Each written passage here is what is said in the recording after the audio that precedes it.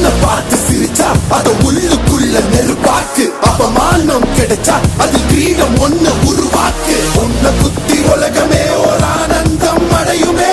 திருப்பி அடிக்கும் போதுதான்